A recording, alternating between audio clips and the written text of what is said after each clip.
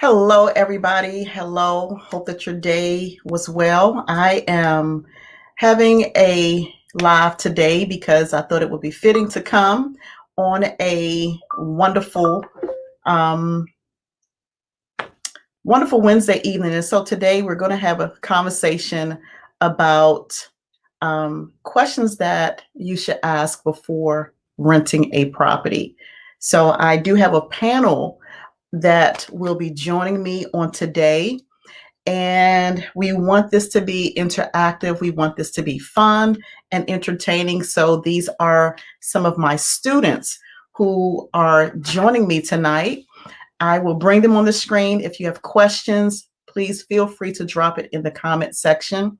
We will respond to them accordingly on this evening. So I have with me tonight Miss Marlene Claggett. I have Dwight, and I also have Alexis, and they are all housing professionals. They're students, they're interns, they're entrepreneurs, and tonight we're going to have some fun with this. So if you're watching and this is your first time, I just want to say thank you so much for tuning in. I'm Carissa Spann, the landlord and tenant coach, but tonight I'm serving in the capacity of Professor Carissa Spann. And so we're talking about some very important subject matters tonight that a lot of people should listen to and just kind of have fun with the questions. And if you know someone who is a renter, if you know someone who is a landlord, tell them to tune in because this is going to be a really interesting conversation tonight. So let me bring my guests on the screen. I'm going to bring on Marlene, I'm going to bring on Dwight, and I'm going to bring on Alexis. Hello, Marlene. Hello, Alexis. Dwight. Thank you so much for joining me today. I'm excited that you're here.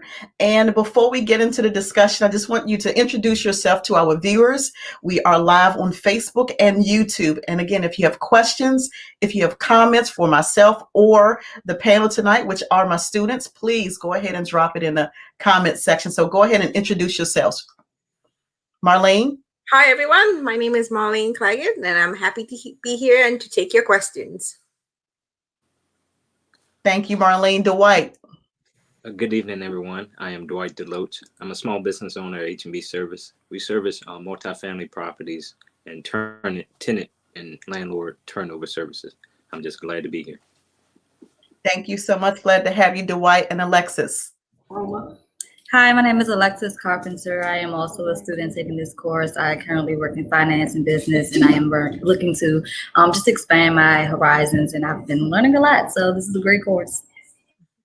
Thank you so much. And so today, I know that we have some questions, but I wanted to just have this panel conversation because a lot of people are not aware of what it takes to rent a property, right? So before tenants move in, before they lease up, there are things that they should know. And sometimes I believe that maybe they don't ask the right questions before renting because they just believe that landlords are going to do the right thing. And I believe, and correct me if I'm wrong or if you agree or disagree, that's fine. And I'm interested to hear your point of view, but sometimes I believe that renters, they get into situations that's not the best for them because they have an expectation of landlords that simply cannot be met. And we know that sometimes when you don't ask the right questions, that sometimes they get into situations that may not be the best for them. Right. So prior to having this Facebook and YouTube live conversation, someone inboxed me about a situation that is currently in effect where a tenant is in a property. The landlord has not made repairs. It's an elderly woman. It's in the heart of winter. It's currently snowing outside, right? And so this tenant, she has no heat. The landlord or the management company has not even responded. And so there are so many questions and uncertainty that this elderly woman have. And I feel really bad because I could only imagine if that was my mother, what I would do to try to help her out in that situation. And here it is, she's not even getting a response from her landlord. And so I just believe that sometimes if people ask the right questions, they can avoid some of the pitfalls and the traps and the situations that they end up in. So Marlene, in this situation where this elderly lady, she's in an apartment and she's been renting this property for a while. I believe that maybe if she asked the right questions, she would have known what type of landlord she would be renting from. In this situation, Marlene, what is your input? How would you feel if that was your grandma, your nanny, or your auntie or your mom? How would you feel if you found out that someone close to you was in this situation? What advice would you give her? I would be really upset, first of all. Being elderly, not in the middle of winter, no heat, and not getting a response, that would be very upsetting all around. And I can see maybe when she got into the apartment, she was all excited about it. And she didn't like go through basic questions that like, how is your maintenance process work? How, if I have an emergency, who do I contact? What is the turnaround time if something breaks and has to be repaired? If I'm unable to reach the first person, who else can I call? Because if she's reaching out and she's not getting any response and she has no one else to call, she's kind of stuck, in that situation. But if before she even got into that place, she was asking those questions, she had that information, it would have empowered her now to be able to find the right people, the right contacts that she needs to make to move to the next level, because it's not being taken care of at the level that she's reaching out to. So again, I feel really heartbroken for anyone in that situation, especially someone who's elderly, who probably doesn't have the know-how to go online and Google stuff and doesn't have the information in front of them simply because they did not ask the right questions going in. Wow, that's so true. That hits home for me, especially being a housing professional and having lots of people who depend on me to make the right decisions and making sure repairs are made, and just leasing up, rental property. So whether it's an apartment or single family home or a townhome, I've been in the industry for so long, Marlene, that it's heartbreaking to me when I hear these type of stories of my colleagues or my peers who are landlords or property managers and are failing to make repairs. Dwight, what approach would you take given this situation if you found out that someone close to you, someone that you knew, was in this situation, or if you had the ability to make any type of change, what changes would you make, or what would you say to them, Dwight? Yes, I think that this is a tough situation and unfortunate. Definitely try to have emergency contacts all the time. Have someone on staff that they know that makes repairs, and contact them immediately, because it's not in code to have that type of maintenance issue going on in that type of situation, as well as the property manager contacted them immediately, sending an email saying, hey, this tenant is not in the best of shape, has this type of issue, can this be fixed immediately? And just continuing to look at the lease. Hey, how long had this happened? Possibly, can we get a credit? These are the type of questions that can be asked in this type of situation. But you want to make sure that the tenant has a stable home in a comfortable environment, and is still on the property to try to aid the tenant's needs if possible. But just continuing to try to get the best information and rectify it with the facility manager and the property manager. Those are great points. Thank you for that. We have a question that came in from one of our YouTube viewers. And Alexis, I'm going to let you answer this question. The question is, what would you have done differently if that was your property? So, I know that, Alexis, you're getting into real estate investing. But if this was your property, what would you have done differently? Can you answer that for us? Sure, I'll answer that to the best of my ability. If it was my property personally, I think I would have first responded to the tenant and, let her know that I am aware of her issue and that I would, be able to get back to her as soon as possible with some contractors or somebody to come out, maintenance or facility to come out and, inspect the issue so that we can get this resolved. So my first step, I would have, created a chain of communication with the tenant and just let her know that we have received her complaint and that we are working towards it.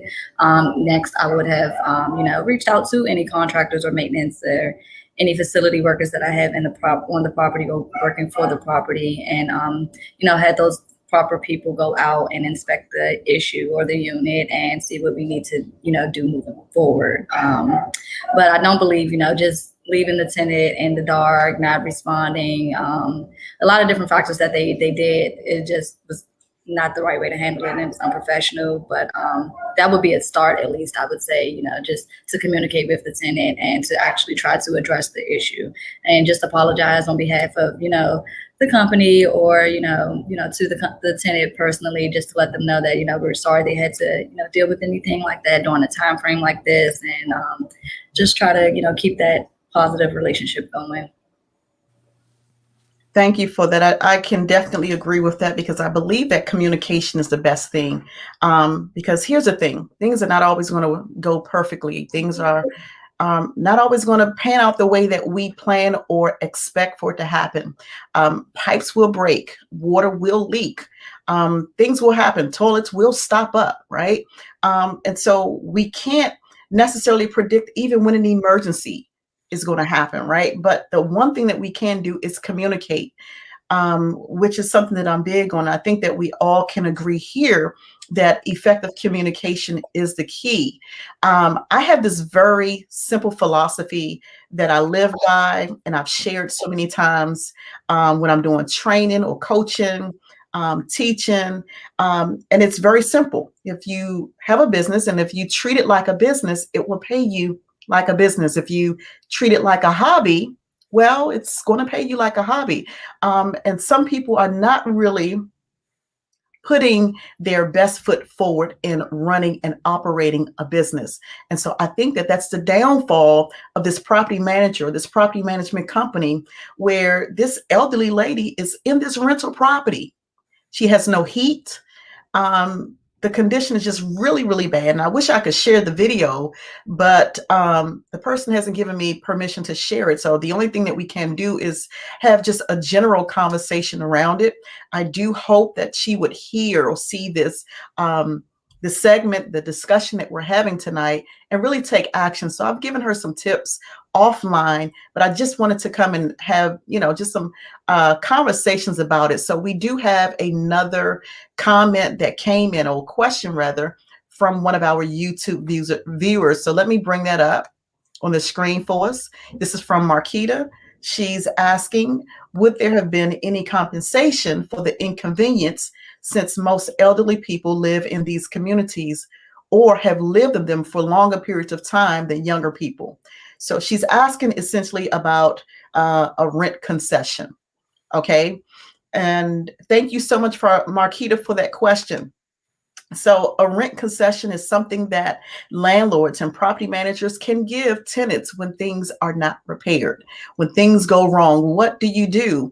It might have been helpful if in this situation, if, for instance, this tenant, let's say a pipe broke and she could not live in the property, maybe could renter's insurance have covered it?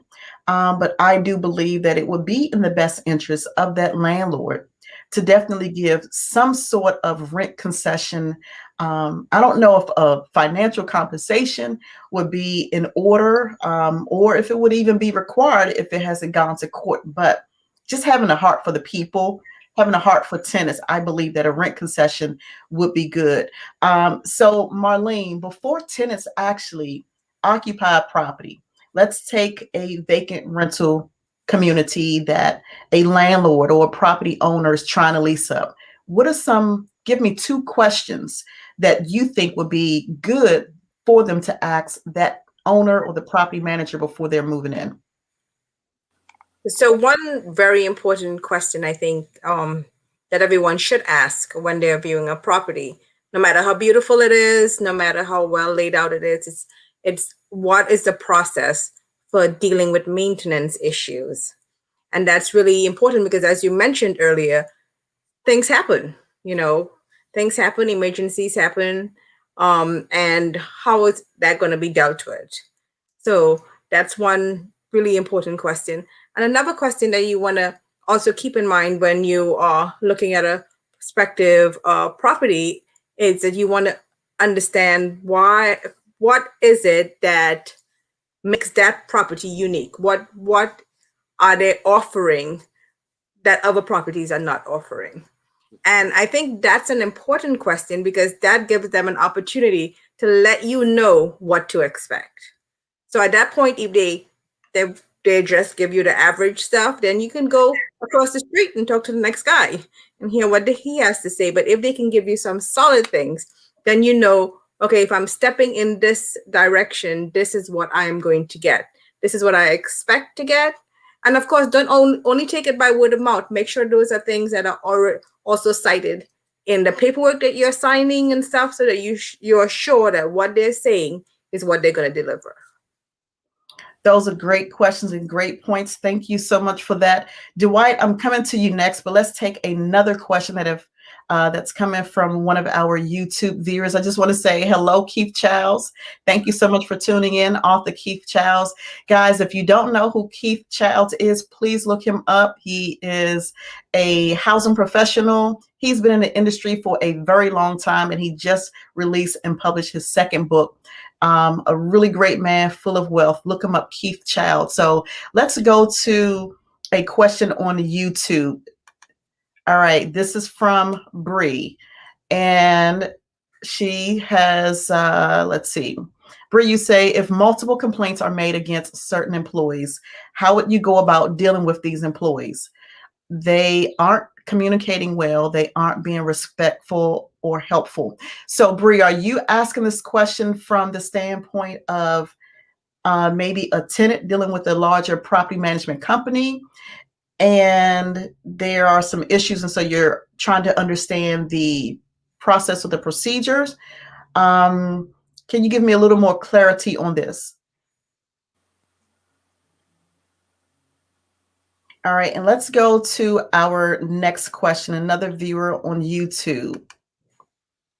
What can be done to keep this from happening again or keep happening? That's a great question.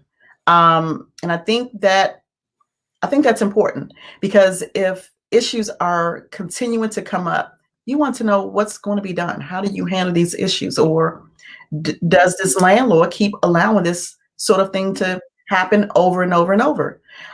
Dwight, let me have you to respond to this, please.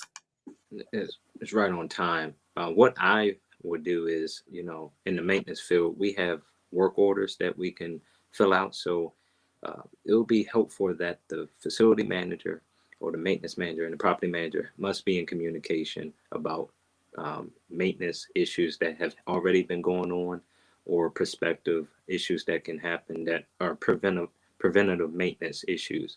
And doing annual inspections in each property, looking at fire hazards to these major equipment appliances, needs to happen on an annual basis to prevent these type of issues. But in this particular manner, it still has to be a more formal process where the tenant can specifically go to the maintenance manager and communicate their work order requests, so they can have these fixes done immediately. But I think that the preventative maintenance piece can help at least protect these type of appliances before they just go out. I definitely agree with you on that. Preventative maintenance is so important.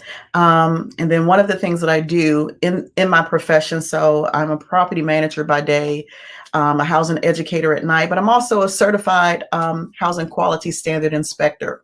And so I believe that in order to maintain the upkeep and to preserve the rental property, which is an asset, is to do repairs. And I believe that inspections are so important. I don't believe in just doing an inspection once a year. Listen, I have colleagues. I know people who never conduct inspections on a rental property. So they will only go out when tenants complain that something's wrong. I don't believe that, I don't believe they fully understand the dynamics of maintaining a really successful rental property business if they're never conducting inspections. All right, so I'm going to go to another question that's come in from YouTube, and I'm going to allow Alexis to address this one. All right, so the question is, what is a forbidden question you shouldn't ask your landlord? I want you to think about that, Alexis, and then I want you to respond. What is a forbidden question you shouldn't ask your landlord before moving into the property?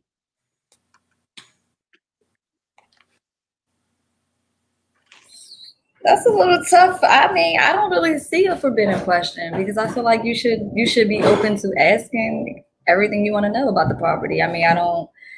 The only thing I can see that should be forbidden is anything along the lines of being like illegal or just unconstitutional in any way, I guess. But other than that, I don't really feel like there's anything that's off limits. If there's something that you want to know about the property, you should ask. I mean, that's the best way to find out.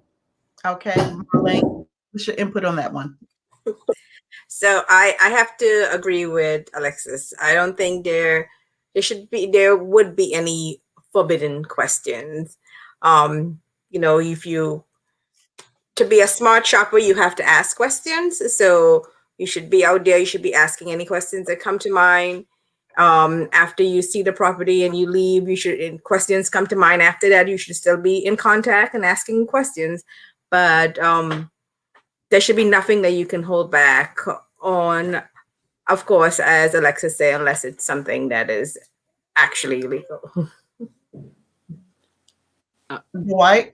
I would just converse that only if it's like relating to like discriminatory practices or seeing how many tenants in a gender or race that is possibly could make it seem like the property is in a certain way.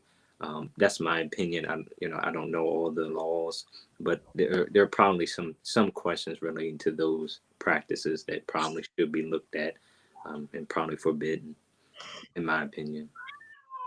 That's a great point. So here's the thing. When it comes to fair housing laws, okay, there are laws in place that protects tenants and rental properties. So forbidden question would be, what type of people live here? Yeah. A professional would know they cannot answer that. So the most appropriate response to a question such as that would be, we welcome all types of people to live in our rental community. So if you say, oh, well, only white people live here, only Black people live here, only young people live here, that could be an issue based off of fair housing laws. Not unless, let me just pause to say, not unless it is a situation where it may be a senior community. And if that's the situation, then you would just simply convey that this is a senior community where you have to be 55 or older to live here, if that's the type of setup. You cannot ask, is it safe? Are there children that lives in this rental community? Fair housing laws, that's a discriminatory question that is prohibited. So as long as it's not violating any type of law, I do believe that asking the right questions will give people a better idea of what they can expect or anticipate from a landlord. Hello, Pete. Thank you so much for tuning in. All right. So Pete says, questions is how I learn and build rapport. And that's a great point. Asking questions. You don't know unless you ask. That's a great point, Pete. With respect to maintenance and repairs, Dwight, you have a large rental community and you're working diligently on repairs. And so you have someone that comes in and they're asking questions about your policy to complete work orders. You have someone asking about your emergency response time. But they're asking all sorts of questions pertaining to the subject matter of maintenance. How do you respond? Well, definitely, I would definitely let the tenant know our processes and, like you said, how we respond. Either we might have a portal system where the tenant can go in and complete work orders and inform them of how, it might take roughly emergencies. We try to, make sure that those are upfront before we hit, maybe on an annual basis work orders, but we try to do it in maybe 24 hours. But also let them know that, um, we are efficient. We have multiple maintenance individuals trained to complete these work orders in a timely manner. And if there's any additional concerns, you can communicate with the property manager. But just let them know the staff is trained and have well trained and ready to complete the work orders in a timely manner, hopefully between 24 to 48 hours, depending on, there are times where you have to order parts. There are times where you have to do research on the product, but, let the team know that they are ready to service those type of maintenance issues. Okay, thank you so much for that. We do have another question from Miss Chestnut, who is a YouTube viewer. Her question is, how do we get to the property manager when the leasing professionals aren't doing their job? We know that sometimes, and in many cases, people are not so accessible, but that's a great question. Let me take a couple of questions from Facebook. Hello, Pearline Seals. Thank you so much for tuning in from ATL. Pearline says, no personal information. I definitely agree. Hello, Denise. Thank you for tuning in on this wonderful Wednesday. Stay tuned, stick around because you're definitely going to learn a lot. Let's go to another question that came in from YouTube. All right, what are the steps to get started in real estate? And that's a great question. I am going to have Dwight, I want you to address this. I would say get educated. I'm just starting out. I started in the maintenance side of real estate. So I have my own business. So I would just start thinking about getting educated, reading books. There are books out there that you can learn about real estate. Becoming a landlord, I think, is a book that I'm reading now about becoming a landlord, and get educated about the laws, get educated about steps to enter into the real estate. You need to choose, what do you want to do? You want to buy homes? Are you looking for multifamily on a bigger scale, commercial real estate? Real estate is a big industry. Take a course like what we're doing at the University of District of Columbia. That's another start, getting certified, because you want to make sure you have all the basic knowledge before you get into this type of industry and make all the mistakes that typical people make. So that will be my first step, is to get educated and then just do it. I think a lot of people want everything to align.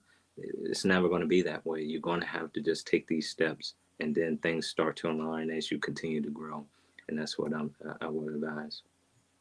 Absolutely. I think that's a great response.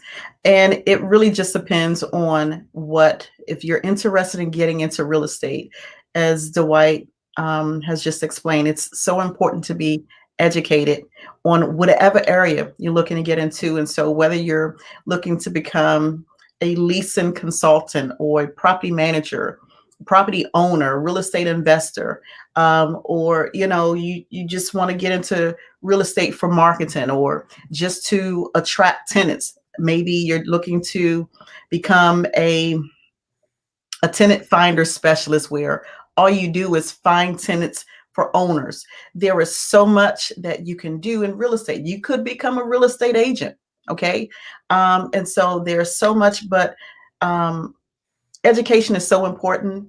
Become educated in your craft. I have over 28 years of experience in real estate, property management. So from managing property to being a housing inspector to being an adjunct professor teaching property management. There are so many ways that you can get involved in real estate. Don't be afraid to learn. I am a lifelong learner, and although I am an educator and although I'm a housing professional, I'm a lifelong learner because things are always changing. Nothing stays the same forever. And so that's a really great question. Thank you for that. We have another question from a viewer on YouTube. This is from Nija.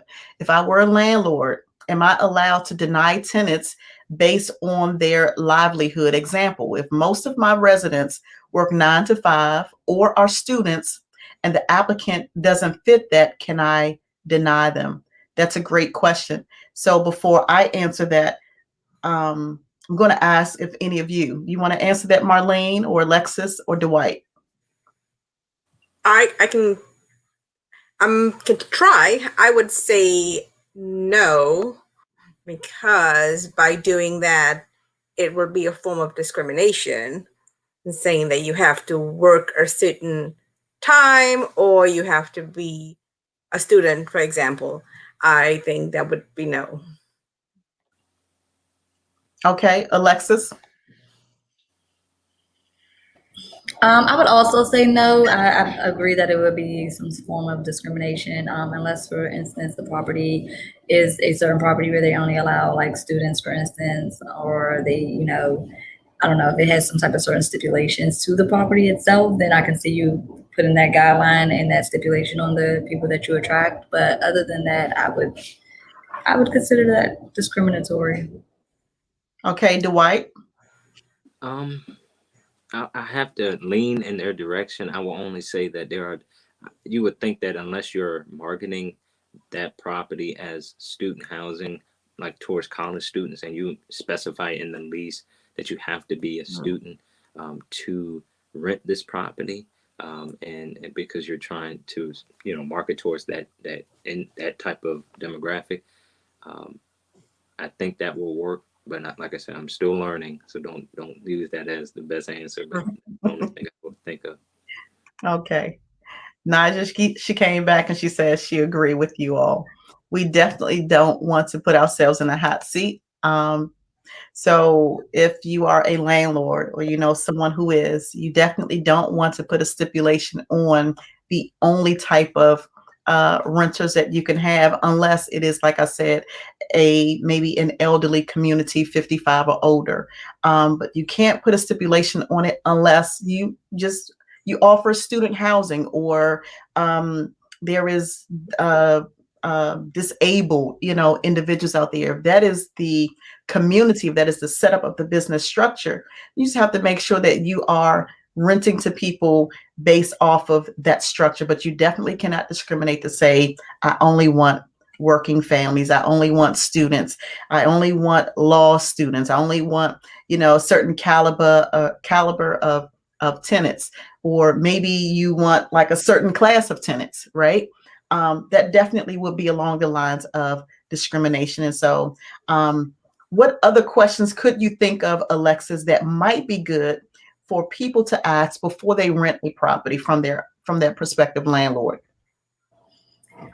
In my opinion, or in my situation, I have an emotional support animal, and a lot of new properties that are going up in the city, they have a no pet policy, or they have a support animal policy only, like a service animal policy or something of that nature. So you would just want to know if you have like a regular pet, or if you have like a emotional support animal or something of that nature. You would want to know what their pet policies are, and how you can, meet those guidelines, and just, anything specific that you're looking for the property to have. You would want to definitely look into it by asking if they, have any amenities that you're interested in, or, anything that specifically meets your needs. Okay. All right. Marlene, I'm going to go to you. So I was also thinking when you're looking at a rental property, you want to know what exactly are they're offering. Things that are important for the city is parking, cost of parking. So that's like a really important thing that you would want to find out before you move in there. I know it's also important for a lot of people that there are washer and dryers in the units. So these are questions that you really want to ask in advance. You want to know, what kind of like I have a son that is disabled, so I want to know what kind of accommodations is there in this building. Do they have an elevator? Stuff like that. And what happens if it's broken? How am I going to be able to take care of my child? So those are different things that you want to ask. In the city, we have very specific things that we need, and things that when we're looking for somewhere to live, we want to make sure that we get everything in one package deal. All right. Naija says, good question. Good question. All right. I'm going to go to Facebook. I have, hello, Floretta Terry. Thank you so much for tuning in. Hey, Mike. Thank you so much for joining us on today. So Pearline from Facebook, she has a question. She says, with a diverse group of people, what would you do for people who cannot take the smell of loud weed due to poor ventilation? So let me repeat this. With a diverse group of people, what would you do for people who cannot take the smell of loud weed due to poor ventilation? How would you handle that situation? Dwight, I'm going to go to you because I know that you are in maintenance. Ooh, and this is a topic that is going up a lot, probably in different states, because it starts there. You got to look at, is this form of is drug is it legal in that state, right? So if this tenant is participating in that activity, you want to make sure that that property and that state rules allows that type of behavior in the building. So you want to make sure that's the first step. Second step is, I don't know if it's maybe a roommate situation where you know or maybe you're smelling it from the bottom tenant to a top tenant, or is it on the neighbor side? Um, Maybe we can look at inputting better ventilation in your room. We can talk to the maintenance team to see, hey, I'm really having a problem with this type of odor. You can let them know that it's just strong. It's very uncomfortable. You can also talk to the tenant. Maybe just addressing it, if you can find the tenant that is participating in this, activity, just letting them know, your situation. And communication, going to the property manager and informing them that this is just something that is not, um, I'm just not, trying to have, you can't have asthma, you're just struggling with this issue, and you just want to at least figure out opportunities to fix it. And ventilation, um, you know, something to cater to the problem. That's what I would think. Okay. Okay. Thank you so much for that. We have another question that has come in from YouTube. The question is, how do you define professionalism? And I think that the answer could be so broad, but how do you define professionalism? Who wants to address this one? Who wants to respond to this one? How do you define professionalism? Who defines what professionalism is? We talked about that in class. It starts with the golden rule: treat others as how you want to be treated, and being on time. If it's the staff, it starts from the top, the property manager, making sure that their team is all on the same page, dealing with tenants and customers, treating each customer right, communication, staying and treating people right, being professional at your attire, and you know going to the job on time, treating everybody great, and communicating through email professionally. It's really keeping the property clean. It's a lot that goes into being professional, but you want to just show professionalism in a lot of aspects of your business. And we also want to remember that it is the person that is looking at you. It's the one that actually is going to define what professionalism is. So we want to put our best foot forward, but keeping in mind that it's what they are thinking. It's really what is setting the standard. Okay, so I'm gonna just throw this scenario out here because we know that stuff happens, right? So you're a professional in your own right, and you have an applicant that comes into the office. They want to, well, they just reach out to you, right? So whether you have an office or you're just the owner, small mom and pop owner, anyway, you have this person that reaches out to you, they make contact and they say, hey, I'm interested in renting your property. So they show up to the rental property, and now I'm just throwing this scenario out here, right? Um, so this applicant, they're looking to rent a 4-bedroom house. Okay. So let me just paint the picture. It's a 4-bedroom single family home, 2 levels with the basement. So when they show up to complete the application, they have 6 kids with them, and they have a dog. The prospect, she has a dog in a purse. And so the children, it's nice outside, the sun is shining, and they get up to the rental property. You get ready to take them into tour the property, and you realize that 2 of the kids has chocolate all over their hands. And so as they're coming up the steps to go into the house, they put their hands on the door. They smear just, chocolate all over the place, all over the front door, right? So they get inside. You just kind of, just dismiss the fact that it's chocolate on the front door, and the mom never said anything. So they enter into this rental property, and they're just looking around. They're like, oh, mom, this is nice. We can see ourselves living here. Oh, this is going to be my room, or this is where we're going to play at. And then you look up, and all of a sudden, there's chocolate on the wall. And it looks like maybe somebody had an accident and it came through their pamper, which is nailed on the floor. How do you respond to this situation? And would you deny them renting your property based off of this situation? Alexis, I'm going to go with you. I'm going to come to Marlene. I'm going to come back to Dwight. So, how would I rectify that? Well, I'm not sure legally because I'm only like, okay, so let me clarify something before I go on with my answer. They're in the process of like just completing their application. Like they're not like a prospect that's just looking and shopping. Like they're already like about to sign on the line, or what are we doing with them? So at this point, I see your question, Flo. I'm going to come to your question from Facebook. So they're just looking. They haven't been approved. They're just looking at the house because they're really interested in renting this property. So how do you respond to that situation?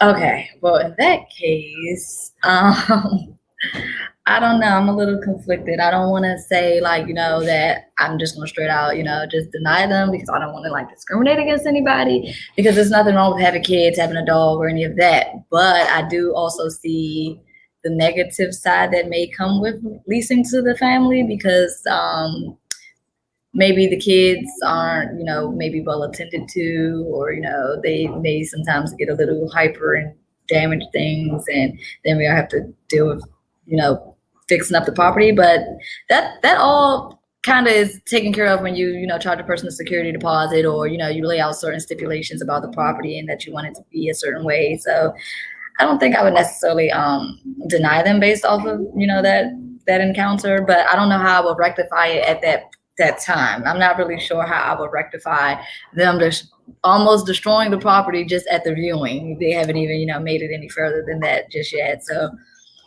I don't know. I don't want to, say the wrong thing, but I'm not sure if there's a legal way like that you can charge them some type of deposit or some type of money to, be reimbursed for the damages that they've, created, being as though they haven't actually leased from you yet, or I'm just not sure. So I'm curious to hear. Marlene, let me come to you. So, okay, as a mom, I would say I would take into consideration she might be having a really hard day. She has all these kids, and she's trying to pick them up from school, get over to the property. Kids are kind of a little, they're really excited as kids get. So I'm going to kind of give her the benefit of the doubt, right? At that point in time. I don't think I would deny her because of what is happening. Because as Alexis mentioned, I'll make sure that I have a pretty good lease and things laid out pretty clearly, so could take care of all of that stuff that may or may not happen. As far as like addressing situations that is happening, as we're like in the property and or like stuff, even at the front door when I notice like the chocolate is there and we're walking in the property and stuff, and we get in and it's up there for show. So I'll be like, oh yes, sweetie, I have some paper towels. Let me help you, and I'm like stuff like look at this pretty bathroom. Here we go. We can wash our little hands and make it like really sweet, taking the stress off the mom, because again, we don't know what kind of day she had. It could have been just like we caught her in a really bad moment in time. And and the kids are excited, as kids are. And so just kind of like giving her the benefit of the doubt. And I'm pretty certain by being really kind and giving her like a little bit of help in the care situation would probably trigger her to be like, oh yeah, and she'll take the lead from there. But I do think not judging her off of that situation, because as a property owner or someone that's getting ready to rent the property, I say that we are aware that this is a family with kids. I know things are going to happen, so. Oh, Marlene, you're so kind. And you know that them kids are kind of all over the place. You already see it. Great response. So let me go to this question. Floretta Terry, she asked, can you legally deny renting to immediate family? Can you legally deny renting to immediate family? So here's my response to that. Dwight, did you want to chime in before I respond to this one? I have to know the laws. I don't know for sure if you can, but you know your family. Okay. Buyer beware. Sometimes renting to family might, just be one of those situations where it burns you. But here's the thing. If you are running your business as a business, doesn't matter if they're family, if they're friends, make sure that you have a criteria. Make sure that you have a criteria for the type of tenant, the type of renter that you want in your property. If they don't fit the criteria, it doesn't matter if it's a relative, if it's the previous president of the United States, it doesn't matter who they are. If they don't fit, then they just don't fit. All right. So that's the best response that I can give on that. So to answer that, yes, you can legally deny your relative. All right. So let's take another question and then we're going to wrap this up because we've been on for about 47 minutes. Nija, this question has come in from YouTube. What are some COVID procedures you would use to keep it safe in the leasing office and apartment buildings besides social distancing? Dwight, I'm going to turn to you because you are in maintenance. Okay. Definitely. We will definitely have signs saying before you even enter the property, masks required, following CDC guidelines, making sure hand sanitizer is present, making sure that, the leasing professionals, everybody wear masks. We all have hand sanitizer. We are constantly wiping down areas that the tenants have been occupying or visiting, doors. They call it touch points, where doors, handles, railings, elevators, making sure people are no more than two or on the elevator at a time, if possible. So those are the things that you can do to make sure that this property is in safe COVID restriction. I definitely agree with that. Make sure that if you are a property manager, your property owner, you have buildings, make sure that signs are up, asking everybody to adhere to the CDC guidelines and practice social distancing. You want to make sure that it's clean daily, not just once a week. not once every 2 weeks, but the common areas should be clean. They should be sanitized. That should be done daily. So professional cleaners, they already know what chemicals to use. I'm not going to say what those chemicals should be because there's really a whole host of cleaning products that can be used and implemented in the daily cleaning process, but that should be adhered to daily. Wiping down rails, cleaning windows, all of that stuff, the mailbox area, all of that stuff is important because it kind of reduces the possibility of someone contracting the virus. And the one thing that you don't want to do as a property owner, as a property manager, as a landlord, is to have tenants that report you because you're not adhering to CDC guidelines. And landlords are required to do what they're supposed to do. And I know that a lot of you who are watching are not doing it. So please make sure that you are practicing safe measures during this global pandemic. Guys, listen, I'm excited that you are tuning in, and thank you so much to my special guests, my panel, who are all my students. And thank you all for all the questions that have come in from Facebook and from YouTube. Thank you so much. This is what we do as housing professionals. We bring information that's relevant. I do come live each and every Monday at 7:30 p.m. and I talk about subject matters that impact the rental community. So whether it's for landlords or whether it's just for tenants, I am passionate about sharing information that will help everybody work together because when we do it together, it's always better. Please find me on YouTube and subscribe to my YouTube channel.